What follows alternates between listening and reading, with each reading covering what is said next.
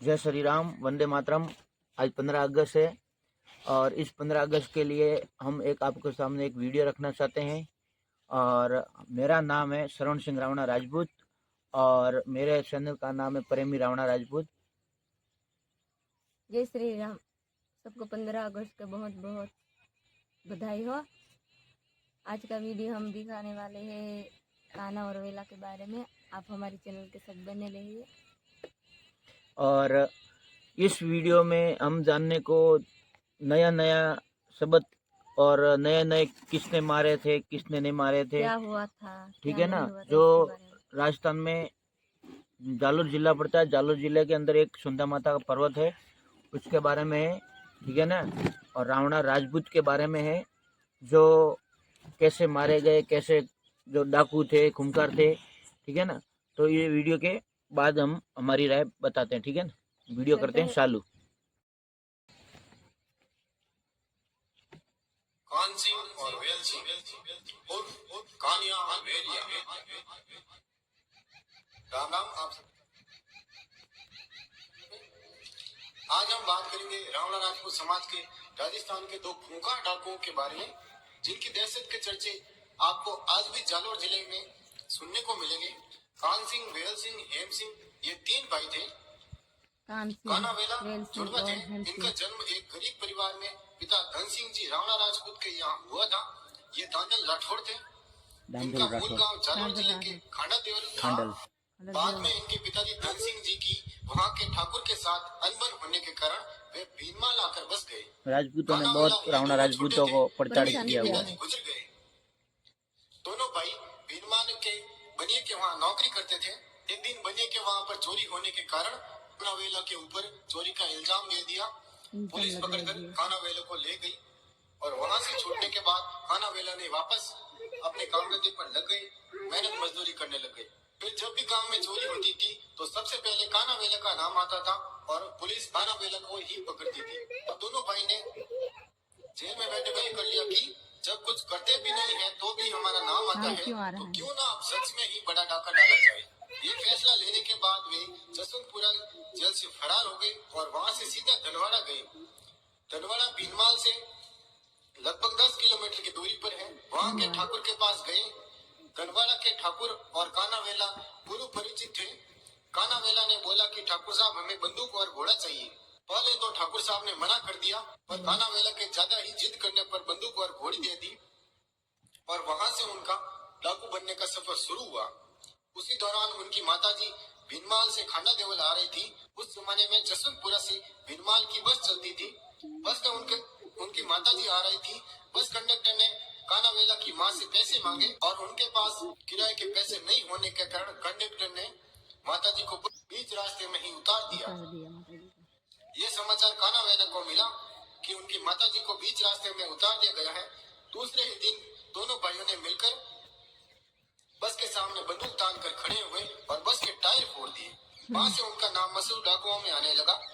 फिर धीरे धीरे उन्होंने डाका डालना शुरू किया। सबसे पहले उन्होंने बरूनी को लूटा। बरूनी को लूटने के बाद दोनों भाई सीधा सुंदर माता मंदिर के पास गए।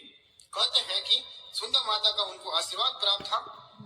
जब तक कि वो सुंदर माता के पहाड़ों पर रहेंगे तब तक कोई उनको ना ही तो पकड़ सकता है। ऐसा नहीं किया। वो जब भी डाका डालकर या लूट कर आते थे तो सारा धन गरीबों में बांट दिया करते थे। इसी कारण उनको गरीबों का मसीहा भी कहा जाता है। आसपास के जितने भी ठाकुर थे सब इनके समर्थन में थे। इनके जरिए उन्हें हथियार मिलते थे और डाका डालने में आसानी भी होती थी। इनके साथ साथ उन्होंने कई डकैतियों को अंजाम भी दिया। फिर कुछ समय के बाद उन्हें चंपा नाम की लड़की मिली, जिसे कान्हावेला ने अपनी धर्म बहन बनाकर अपने साथ रख लिया और तीनों सुंदा माता मंदिर के पहाड़ों पर रहने लगे और साथ में काम करने लग गए। उस जमाने में माता को बलि भी चढ़ाई जाती थी और वहाँ पर काफी सारे लोग आते जाते रहते थे, पर फिर भी पुलिस उनको नहीं पकड़ पाती थी।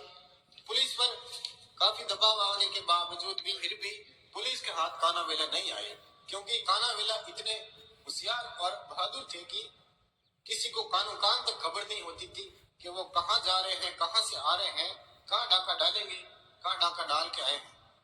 इसी वजह से पुलिस उनको नहीं पकड़ पाती थी। फिर पुलिस पर बहुत ज्यादा दबाव आने लगा कि कानावेला को पकड़ो। कानावेला इतने समझदार थे कि किसी के हाथ नहीं आते थे और वो अपनी डकैतियों को अंजाम देते रहते थे। इसी कारण पुलिस के ऊपर से दबाव आना शुरू हो गया और सारे पुलिस वाले मिलकर एक योजना बनाई कि कानावेला को कैसे पकड़े। फिर कुछ लोगों ने कहा कि बलवंत सिंह ही कानावेला को पकड़ सकते हैं। राजपूत बलवंत सिंह जी बाकासर के डाकू थे और वो पाकिस्तान में लूट करते थे। अब पुलिस वालों की ओर से बलवंत सिंह को ये खबर मिली कि कानावेला को पकड़ना है। अब बलवंत सिंह को तो पता था कि कानावेला उनके बुलाने पर आएंगे नहीं, तो वहाँ के पास के ठाकुर को बोला गया कि कानावेला को आप बुलावा भेजिए और खाने पे बुलाइए।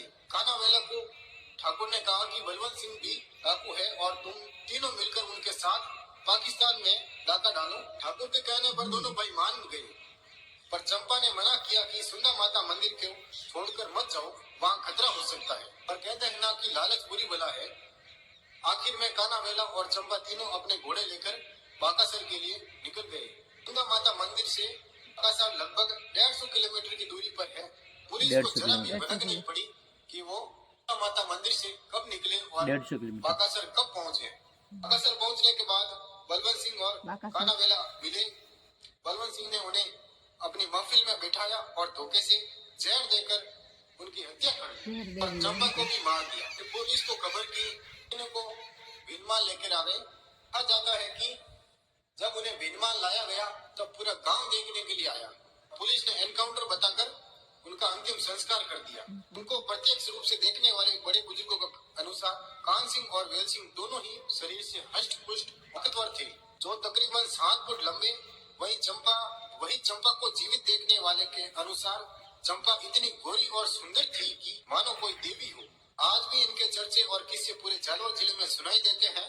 राजस्थान की प्रसिद्ध गीतकार चंपा और मेथी का भी एक गाना इसका एक साक्ष्य है। दोस्तों ये वीडियो तो ख़त्म हो गया है और हम इतने बड़े हुए, हमको इसकी जानकारी नहीं थी कि कान सिंह और वेल सिंह, ठीक है ना, तो इसके तीसरे भाई थे और कैसे वो डाकू बने, इनको प्रताड़ित किया गया। वो चोर नहीं थे तो भी इनको चोरी का इल्ज़ाम लगाते रहे।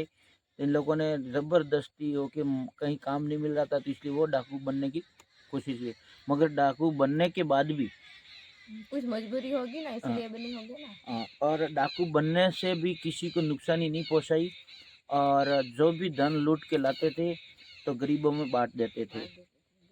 और दूसरी वजह ये, जो पहले जो राजपूत हुआ करते थे ना, वो हमारे रावणा राजपूतों पे बहुत अत्याचार करते थे। बहुत बोले तो बहुत। जैसे हमारे रावणा राजपूतों की कोई औरत जैसे खिलौने की तरह हो ऐसे।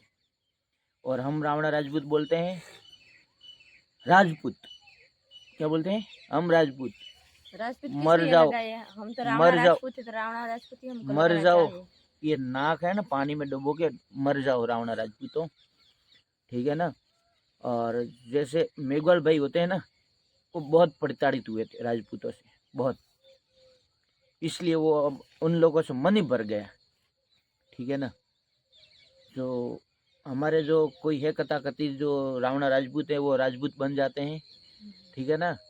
और आज तक जो लोग मारने वाले हैं सुंदाजी में कान जी और वेल जी को, वही वहाँ पे राज कर रहे हैं राजपूत। हमारे कान जी और वेल जी का कोई नामो निशान नहीं, ठीक है ना। और मैं अपने रावणा राजपूतों को कहता हूँ, ठीक है ना, सभी समाज को, कि हमारा रावणा राजपूतों ने क्या बिगाड़ा था, क्या बिगाड़ा था रावणा राजपूतों ने। हमारा क्या दोष था कि हमको हर बार हमको बेइज्जत होना पड़ता है, हर बार हमारी इज्जत लूटी जाती थी, हर बार हमारे बहन बेटियों के साथ गलत होता था। हमारा दिल दुखता है, मगर वो रावणा राजपूत की जाति बनाई है ना, वो कौन है? क्यों रावणा राजपूत हमको बनाया है? और जैसे दिल्ली में होते हैं बड़े बड़े, कोई कहता है भाटी, कोई कहता है सिसोदिया। अरे भाई, आपको रावणा राजपूत कहने में शर्म आती है, ठीक है ना, तो लगाई क्यों? रावणा राजपूत कहने में शर्म आती है तो लगाई क्यों? और हमको ये पहली बार जो मालूम पड़ा है कि कान्हा वेला का ऐसा नाम तो सुना था सुंदर जी पर्वत पे, मगर हमारा है कहाँ वहाँ पे? कुछ है नाम निशानो? कुछ आंदोलन है वहाँ पे कुछ? मगर नहीं, बस हम राजपूत, हम वो फलौना टेकड़ा, ठीक है ना। मगर बहुत दुख होता है ये सोच के कि हमारे कान्जी और वेल जी के साथ ऐसा हुआ था। वो इतने डाकू थे और जहर दे के मारा गया राजपूतों ने। राजपूतों ही डाकू बनाने वाले थे और राजपूतों ने जहर दे के मारा। हमारे साथ नाइंसाफी हुई है, मगर हमारा रावणा राजपूत उनके ही पल्ले में घुस के बैठ जाते हैं। ये मेरा वीडियो अच्छा लगा हो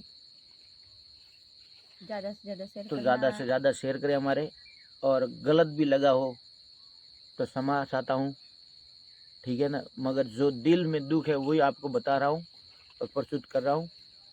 क्यों मुगल लोगों ने तो ठान लिया है और हमारा रावणा राजपूत वो वहीं दुल्ले के अंदर घुसे हुए अटके हुए हैं, ठीक है ना। जो हमारी रावणा राजपूत वो नाम ही रखा है ना, वो भी सोच से परे है, ठीक है ना। कोई कहता है वजीर, कोई कहता है दरोगा, कोई कहता है रावणा राजपूत, कोई कहता है दरबार, कोई कहता है राजपूत। अरे एक तो हो जाओ, हो तुम कौन, ठीक है ना।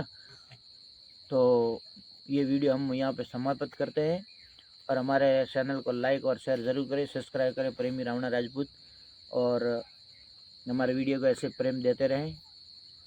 जय हिंद, जय श्री राम। जय श्री राम।